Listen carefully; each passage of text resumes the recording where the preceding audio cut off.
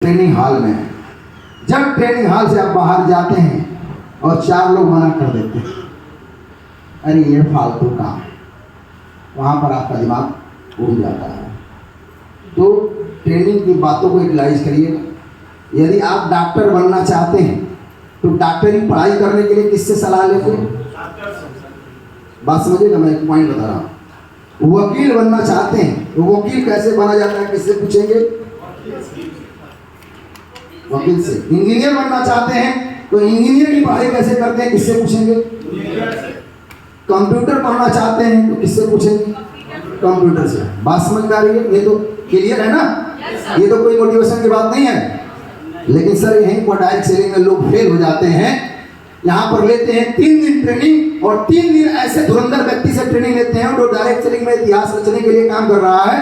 और उसके बाद जब मार्केट में जाते हैं, 2 चंद कौड़ी के लोग जब बोलते हैं कि ये फालतू काम है, आप निगेटिव होकर बैठ जाते हैं।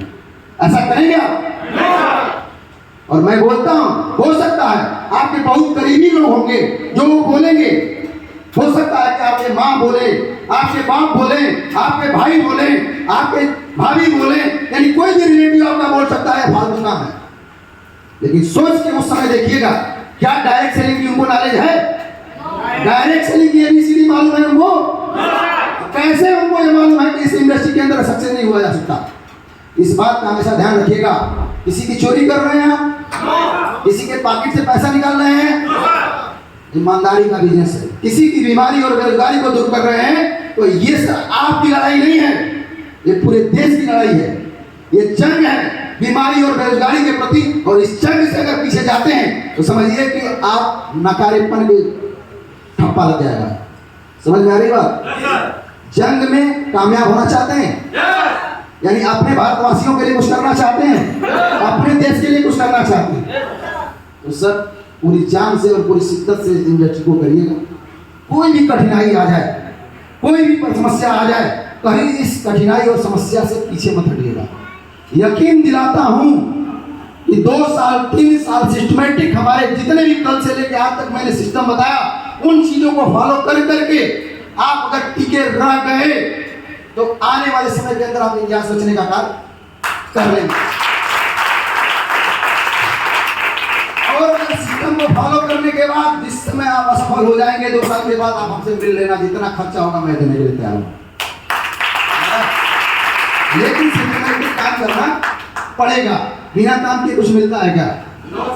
हम कह रहे हैं सर 30,000 की नौकरी के लिए 2 लाख रुपए की जमीन बेच करके, आपके माँ बाप भी सर यहाँ ट्रेनिंग में आए होंगे, बहुत लोगों को 5,000 या 2,000 रुपए किराए की जरूरत होगी, माँ बोले हुए कि हम नहीं देंगे, ये फालतू काम कर रहे हो, तुम जानो, मैं नहीं जानता हूँ। लेकिन सोच के देखिए, अगर उनसे आप बताते, झूठ मूठ का एक फ्रॉड व्यक्ति मार्केट में घूम रहा है, बोलता कि 30,000 की तुम्हारी नौकरी लगाएंगे, 3 लाख रुपए देना है ना, आपको पिताजी जाके खेत बेच आते हैं। सोच के देखिए, क्यों? क्योंकि नौकर बनाना चाहते हैं और यहाँ आप मालिक बने हुए हैं। तो मालिक बनने की सोच रखिए। ये लोगों की, उनकी भी कमी नहीं है, माँ बाप आपके गलत नहीं है, आपके रिलेटिव गलत नहीं है, मार्केट में जो लोग बोल रहे हैं वो भी गलत नहीं है। लॉ ऑफ नॉलेज, जिसकी जितनी नॉलेज होगी उतनी वो बात करेगा, है ना? उसको आपको सही करके साबित कर देना है। बात समझ आ रही है?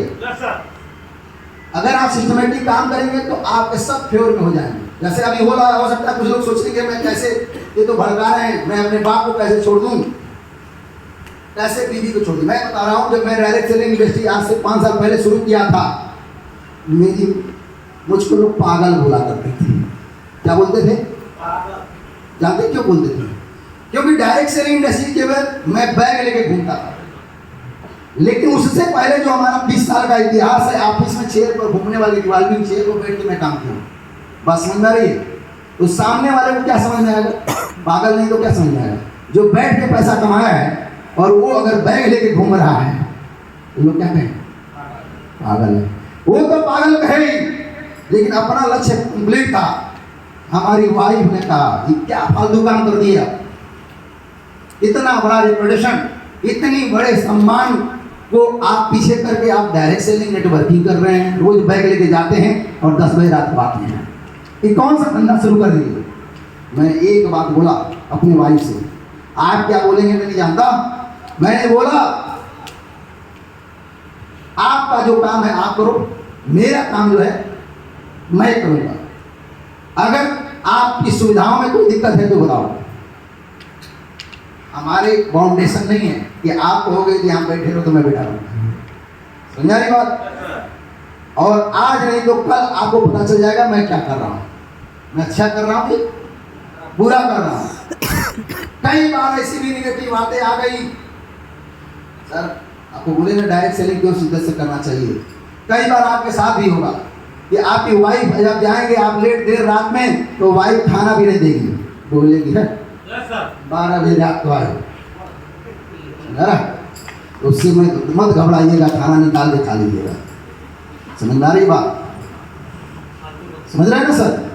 और जब इस इंडस्ट्री में सफल हो जाएंगे 12 बजे रात को मैं बुलाऊंगा किसी को स्टेशन पर तो हमको रिसीव करने आ जाएगा। सोच के देखिए, वो अनजान व्यक्ति जैसे साथ फेरा लिया वो नहीं करेगा काम जो हमारे साथ लोग कर लेंगे। तो मैंने एक शब्द बोला था, उन्होंने बोला कि इस इंडस्ट्री को आप छोड़ दीजिए, मुझे नहीं लगता, मेरे रिश्तेदार भी कह रहे हैं तुम्हारा पति पागल हो गया है। समझ रही बात? समझ रहे हैं? मैंने बोला यार मैं इस इंडस्ट्री को नहीं छोड़ सकता, तुम्हें छोड़ सकता है। अगर हमें पसंद नहीं है तो सोचिए कितनी बड़ी बात। मैंने बोल दिया इस इंडस्ट्री से मेरा इतना नाता है कि मैं जब तक जीऊंगा तब तक इस इंडस्ट्री को करूंगा। चाहे हमारी वाइफ हमारे साथ रहे या अरे हमारा भाई हमारे साथ रहे चाहे न रहे, हमारे बाप हमारा साथ दे चाहे न दें, लेकिन इस इंडस्ट्री को करूंगा। आप सोचिए देखिए क्यों ऐसा एक मान सम्मान, बहुत सारे लोग टैक्स लेते हैं। सोच के देखिए कौन सा काम, सोच के देखिए। कुत्ता नहीं पूछने वाला रोड पर एक नॉर्मल व्यक्ति को कुत्ता नहीं पूछने वाला, वो इंडस्ट्री आपको मान सम्मान। आज हमको आप मान सम्मान दे रहे हैं, कल आप मान सम्मान देंगे। जब हजारों लोग आपके टीम के होंगे और आपके द्वारा सफल होंगे तो आपका मान सम्मान करेंगे। और वही वाइफ नहीं, बेटे नहीं, मैंने क्या बोला, आपकी टीम आपका बेटा है। किसी के एक बेटे होंगे, लेकिन आज हमारी कंपनी में 6-7-8 हजार जो लोग हैं वो हमारे क्या हैं? बेटे ही हैं। बेटे से बढ़कर हैं। एक बेटा को तो अभी जन्म दिए हैं, 5 साल का हुआ है, 2 बच्चे। 20 साल बाद क्या करेगा इसकी गारंटी है? हो सकता है गला ही दबा दे, ढेर प्रॉपर्टी है, कुछ भी कर सकता है।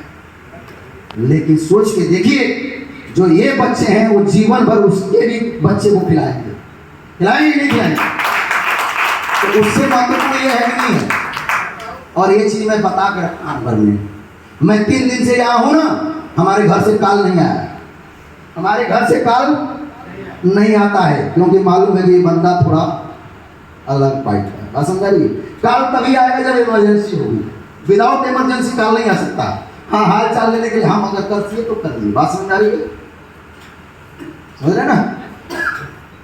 क्यों? तो अब मालूम चल चुका है। जब वाइफ को इंडस्ट्री के विषय में मालूम चला, आज हमारी वाइफ भी सपोर्ट करती है। हाँ, और बढ़िया से काम करिए, और बढ़िया से काम करिए, बहुत अच्छी इंडस्ट्री है, बहुत अच्छा हो जाएगा। बात समझ आ रही है सर? तो लोगों के नजरिए बदल जाते हैं जब सफलताएं धीरे धीरे दिखने लगती है, मान सम्मान दिखने लगते हैं, तो लोगों के नजरिया बदल जाता है। तो कठिनाई जब तक है आप तब तक परेशान है, जब कठिनाइयाँ दूर होगी तो वही माँ, वही बाप, वही भाई। क्योंकि देखिए सर, ये बताइए पैसे की कितनी जरूरत है? रोटी खाने के लिए पैसा, देखिए जब तक आपके पास नहीं आ रहा है तब तक पैसे का महत्व है। जिस दिन आपको पैसा ज्यादा आने लगेगा वो पैसा मायने नहीं रखेगा। क्योंकि कोई सोना नहीं खाता, कोई हीरा नहीं खाता है क्या? भोजन ही करते हैं ना सर सभी लोग, चाहे अरबपति अंबानी क्या करता है, वो क्वालिटी भले मेंटेन करता हो, तो सब बाकी दिखावा है, पेट भरेगा और एनर्जी देगा, बस इतना ही काम है। बात समझ रही है? तो जो करेंगे, आज जो विरोध कर रहे हैं आपके घर वाले, उसका भोग करेंगे कि नहीं करेंगे? आप चाहे ना चाहते हुए भी आपके घर वाले भी उसका आनंद लेंगे। इसलिए कभी भी घबराइए नहीं, उसको बैठ के समझाइए। हाँ, झगड़ा भी मत करिए। अगर माँ बाप विरोध कर रहे हैं उनसे प्यार से कहिए, ठीक है आप हमारा सपोर्ट ना करिए, लेकिन 2-4 साल, हम 2-3 साल, 1 साल, 2 साल छोड़ दीजिए। इतना कर सकते हैं? सीरियसली उनको समझाइए इस इंडस्ट्री के बारे में, धीरे धीरे समझेंगे। एक बार नहीं समझते हैं बताइए, यहाँ से वीडियो बनाए हैं, वीडियो बना के दिखाइए कि मैंने यहाँ 3000 रुपया लिया और 3000 का प्रोडक्ट लिया और साथ में हमारी 3 दिन की लाइफ जो आज तक खानदान में जो नहीं लगी है वो हमने लेके आए।